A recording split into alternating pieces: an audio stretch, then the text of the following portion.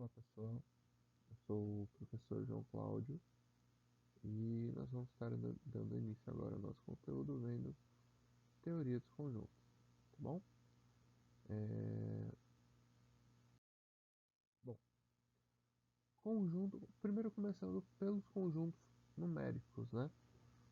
Conjunto dos números naturais, como eu costumo dizer, é o conjunto dos números que utilizamos para contar, fazer contagens, né? Que são 0, 1, 2, 3, até quem?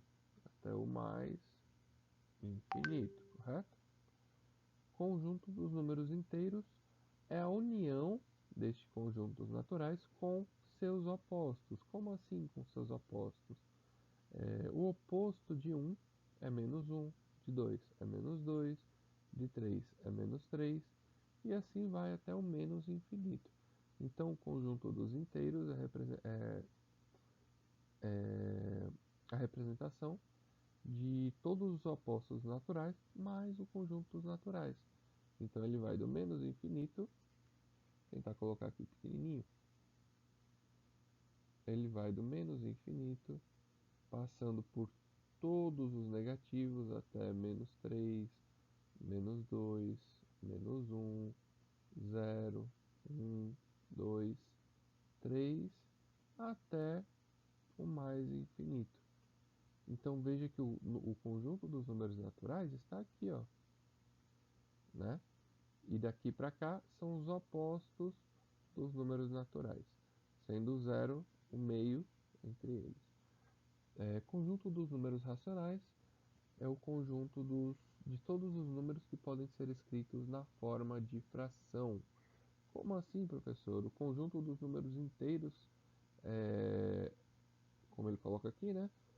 O conjunto dos números inteiros é um conjunto, é um conjunto racional.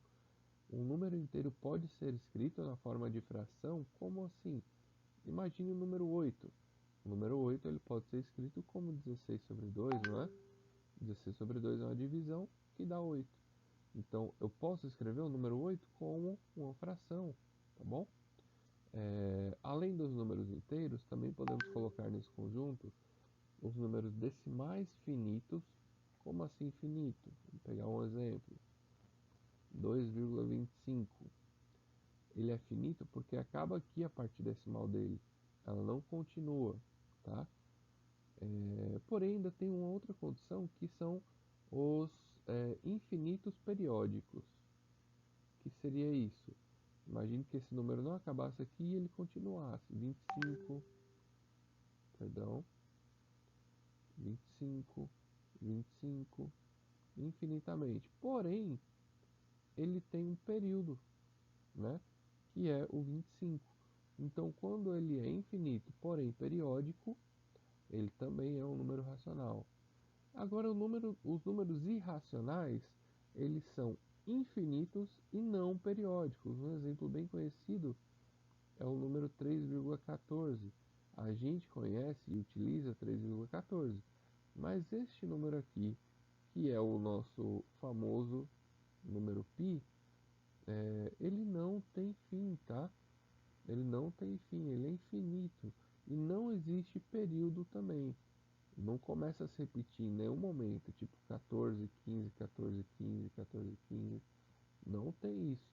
Ele vai indefinidamente e infinitamente. E o conjunto dos números reais é a união de todos esses outros conjuntos. Então, tá ok? Agora, alguns conceitos iniciais para a gente poder tratar de operações com conjuntos, relações de conjuntos. Primeiro é saber o que é um conjunto, né? Um conjunto é algo que representa uma coleção de objetos, uma coleção de coisas, uma coleção de pessoas, enfim. Porém, é uma coleção de objetos que possuem alguma característica em comum, tá? Numa sala de aula, por exemplo, o conjunto de alunos, pode entrar o professor nesse conjunto? Não. Da mesma forma, o conjunto de professores, pode entrar os alunos? Podem entrar os alunos nesse conjunto? Também não. Por quê? Porque eu atribuí uma característica específica, né? Que é professor. E no outro caso, aluno. Então, é bem específico aquilo ali. E os conjuntos são representados por letras maiúsculas, certo? E elemento é um componente, é um termo, é um membro de um conjunto. Exemplo, dentro de uma sala de aula, cada aluno é um elemento do conjunto de alunos, certo? Cada aluno é um elemento, cada um, cada aluno. E os elementos são representados por letras minúsculas, tá bom? Agora, alguns tipos de conjunto. O conjunto vazio, ele é representado por este símbolo aqui ou por este símbolo aqui, certo? Nunca pelos dois juntos, colocando esse daqui dentro desse, nunca, tá bom? E ele não possui, como o nome já diz, nenhum elemento, ele é um conjunto vazio, tá bom? É que nem eu chegar na sala de aula e falar, bom, aqui eu quero representar o conjunto dos diretores que estão aqui assistindo a minha aula. Vai ter algum diretor assistindo minha aula? Provavelmente não, né? Então, o conjunto será vazio. O conjunto de diretores será vazio, ok? Conjunto unitário. Mais uma vez usando esse exemplo. Dentro de uma sala de aula, eu quero representar o conjunto de professores, tá? Conjunto de professores. Dentro da minha sala de aula, quando eu estiver dando aula para vocês, quantos professores vão ter dentro da sala? Só eu, né? Coloquei letra maiúscula aqui porque é um nome, mas lembrando que elemento tem que ser sempre letra minúscula. Então, só vai ter eu. Logo, esse daqui vai ser um conjunto unitário, tá bom? E conjunto universo é formado por todos os elementos de um determinado assunto que estejamos trabalhando, tá bom? Então, dando continuidade, aqui entra as relações entre elemento e conjunto e conjunto. Como assim? Primeiro, relação de pertinência. Essa relação, ela é sempre, preste atenção, ela é sempre entre um elemento e um conjunto. Exemplo aqui, ó. O número 1, por exemplo, pertence ao conjunto dos naturais. Um aluno qualquer, um aluno A, ele pertence ao conjunto de alunos, tá? Um aluno B pertence ao conjunto de alunos, tá? Pertence. Agora, se eu falo que eu vou colocar como professor aqui, né? O J não pertence ao conjunto de alunos. Então veja que eu estou sempre relacionando um elemento com um conjunto, onde J seria eu, né? J de João Cláudio. Então B é um elemento que pertence ao conjunto de alunos e A é um aluno, né? Que é um elemento do conjunto de alunos. Então pertence. Tá bom, pessoal? Então lembrando, relação de pertinência é sempre entre quem? Entre elemento e conjunto, certo? O menos um, por exemplo, ele não pertence ao conjunto dos naturais, por isso que está cortado aqui. Porque o menos um, ele vai pertencer ao conjunto dos inteiros, tá bom? Esse aqui é o símbolo dos inteiros, tá, pessoal? Tem esse bracinho aqui a mais. Mas, vamos continuar. Agora, relação entre dois conjuntos. Agora há pouco a gente estava vendo a relação entre elemento e conjunto, né? Que é esse caso aqui.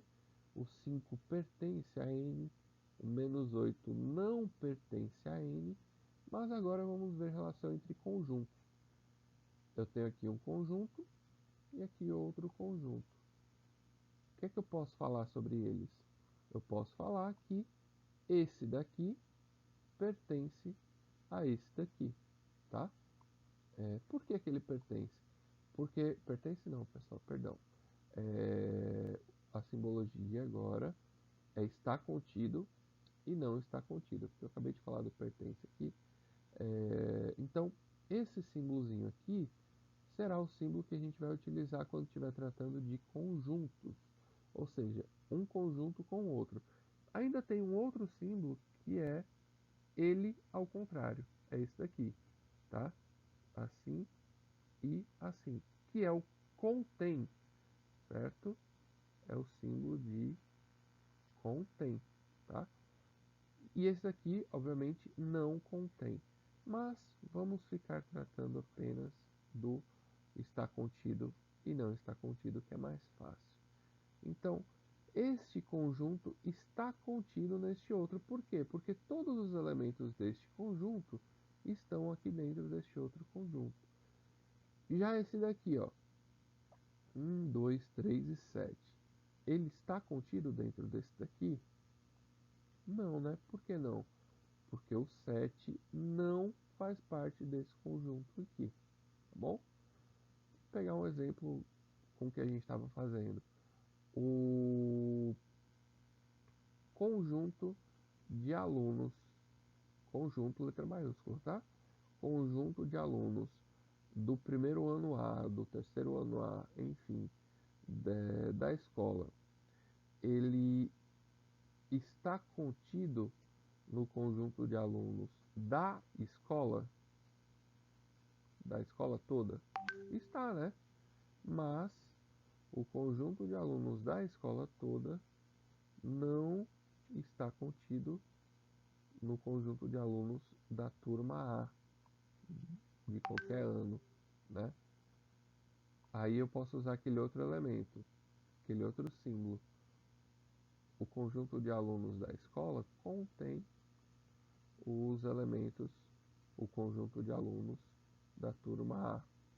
Bom, então está contido, não está contido, contém e não contém, certo? Agora as operações de conjuntos. Operações de conjuntos. Temos algumas operações. União, intersecção, vamos ver aqui união, interseção e subtração. Tá? União, como o próprio nome já diz, é a soma, é só juntar tudo. Ó, o conjunto A tem os elementos 5, 6, 8, 9 e o conjunto B tem os elementos 0, 1, 2, 3, 4, 5. Veja que o elemento 5 aparece nos dois conjuntos, né? A união desses conjuntos é só você pegar tudo que está em A, tudo que está em B e colocar o 5 aqui, uma única vez, não precisa colocar duas vezes, tá? É uma única vez. Pronto, união é basicamente isso, só juntar os dois conjuntos.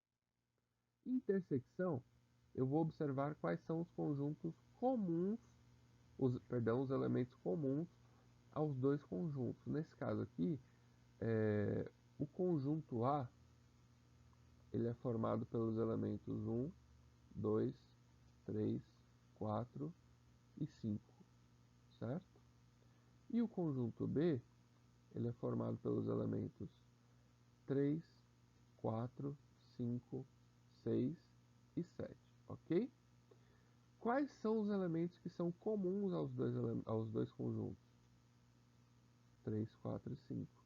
Então, a interseção desses dois conjuntos, A e B, vai ser o 3, 4, 5. E como é que eu represento isso daqui? A união do slide anterior, eu representaria dessa forma aqui, tá?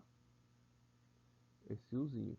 Mas a intersecção eu vou representar com um U ao contrário, dessa forma. Então, a intersecção dos dois elementos, do elemento A e B, vai ser 3, 4 e 5.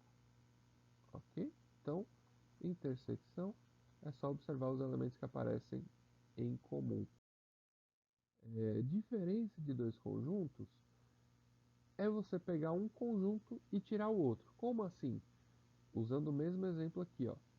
O conjunto A vai ser 1, 2, 3, 4, 5.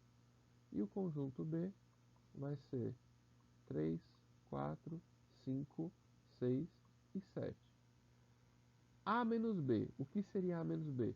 É pegar o A e tirar os elementos de B que estão em A. Então, o A é esse daqui.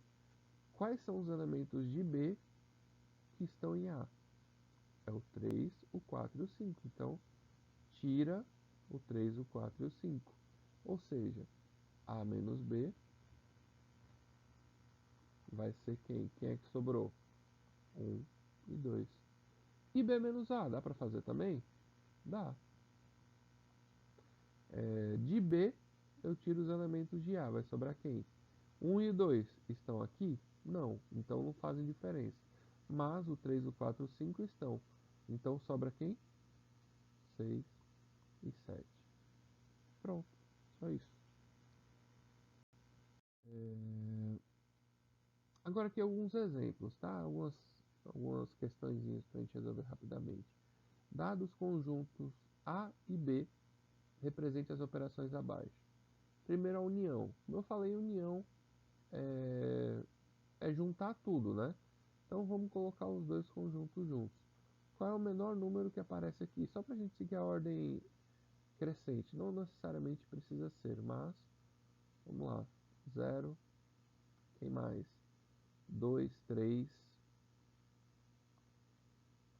E agora já foram todos daqui. Vamos aqui. 4, 5, 6. Tá? Intersecção. O que é intersecção? São os elementos que são comuns aos dois, tá? Nesse caso aqui, os únicos elementos que são comuns aos dois são o 2 e o 3, ok? Agora, ó, A menos B. Eu vou pegar dos elementos de A, eu vou tirar B. Então, se eu tiro de A os elementos que fazem parte de B, sobra quem? 4, 5, 6. Não é isso? Eu vou tirar o 2 e o 3 somente. Aí vai sobrar o 4, 5, 6. E, agora o contrário, B menos A. Dos elementos de B, eu vou tirar os elementos que também estão em A. Quem são? De novo, 2 e 3, então vai ficar menos 1 e 0, ok? Agora esse tipo de questão aqui, pessoal, é uma questão de conjunto e ela é bem comum em concursos, em Enem, antigamente nos vestibulares. Essa questão foi retirada de um vestibular, a Universidade de Brasília. Como é que eu faço isso? Eu vou usar um diagramazinho, tá? Vamos ler aqui.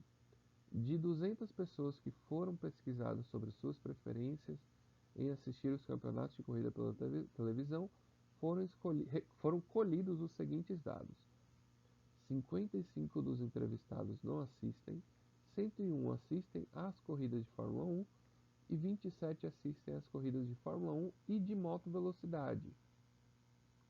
Olha aqui que importante. E de moto velocidade. O que é que isso quer dizer? Que assistem ao mesmo tempo às duas corridas, tá? Então eu tenho dois universos aqui: Fórmula 1 e moto velocidade, certo? E desse grupo aqui, 27 assistem os dois, certo? 101 assistem às corridas de Fórmula 1. Porém, aqui ele não diz se esses 101 assistem só Fórmula 1 ou assistem também moto velocidade. Só diz que assistem Fórmula 1. Então eu vou ter que tirar desses 101 esses 27 aqui, tá bom? Então 101 menos 27 vai dar o quê? 64, não é isso? 74.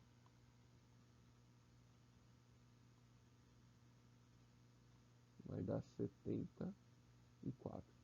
74 mais 27 vai dar 101, ok? E ainda tem esses daqui, ó. Os 55 que não assistem nada, né? Aí o que a questão quer saber? Quantas das pessoas entrevistadas assistem exclusivamente às corridas de moto velocidade? Então ele quer saber as pessoas que fazem parte somente deste grupo aqui. Como é que eu vou descobrir isso? Bom, eu sei quantas foram entrevistadas, né? 200. É, eu sei quantas assistem só Fórmula 1. Sei quantas assistem Fórmula 1 e moto velocidade. E sei quantas não assistem nenhum. Então, é só fazer essa subtração de 200 menos esses três números aqui, que vai sobrar somente esse. Né? Então, vai ser 200 menos 74 menos 27 menos 55. Isso daqui, pessoal, vai dar 44. Então, 44 pessoas assistem somente moto velocidade, tá? Então, pessoal, essa questão aqui lembra bastante a anterior, tá? Agora vamos observar aqui que eu tenho três grandezas agora, né? Na outra a gente só tinha moto velocidade, Fórmula 1, agora eu tenho inglês, espanhol e alemão. Então, vamos fazer um diagramazinho aqui.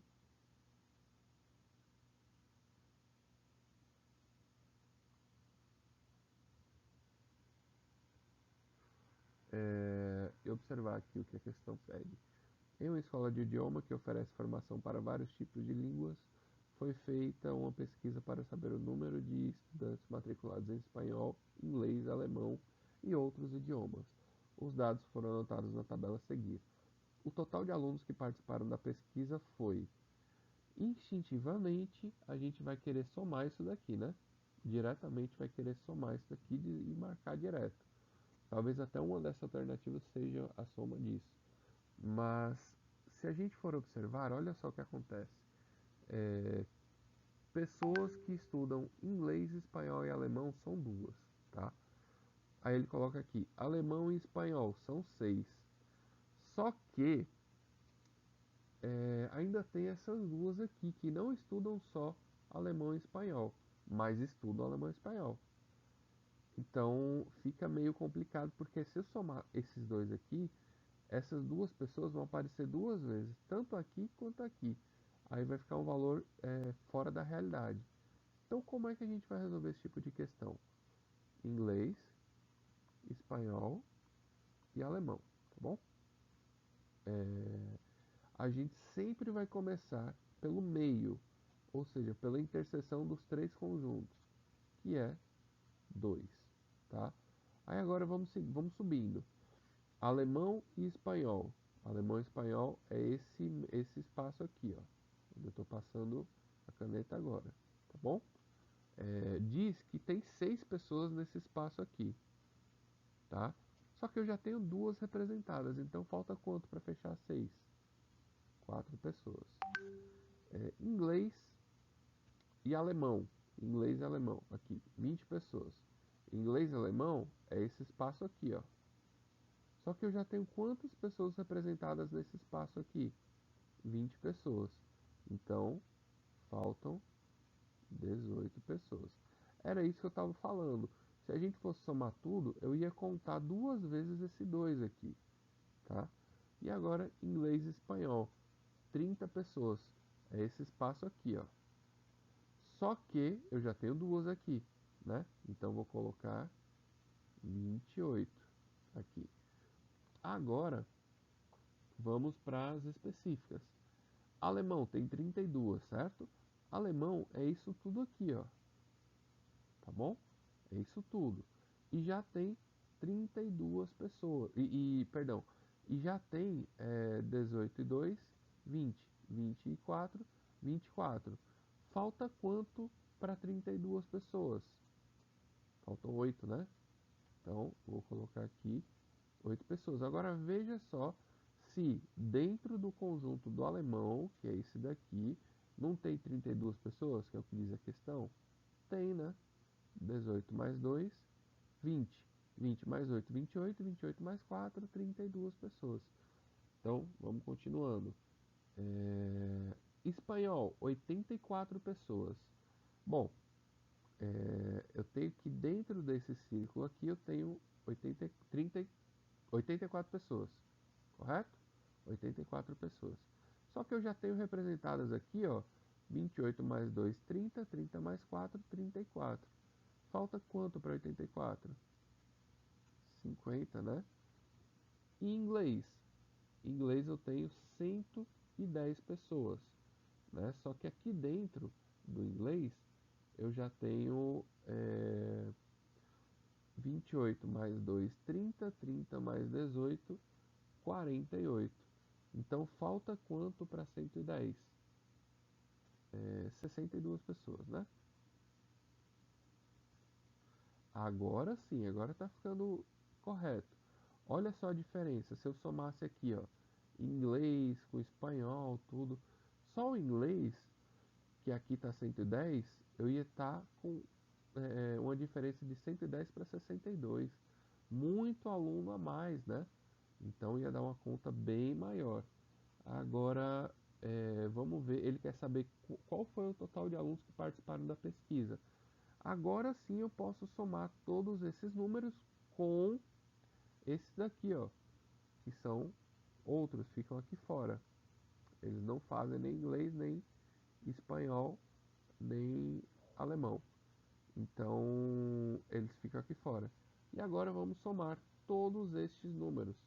62, mais 28, mais 2, mais 18, mais 50, mais 4, mais 8, mais os 45, que vai dar 217, alternativa B. Tá ok? Então é isso, pessoal. Ficou um pouco longo, mas é um assunto que é importante e que a gente já vê ele todo de uma vez e pode avançar para os demais, tá ok? Então eu vou estar deixando alguma atividade para vocês e vocês vão me entregando no decorrer da semana. Até mais.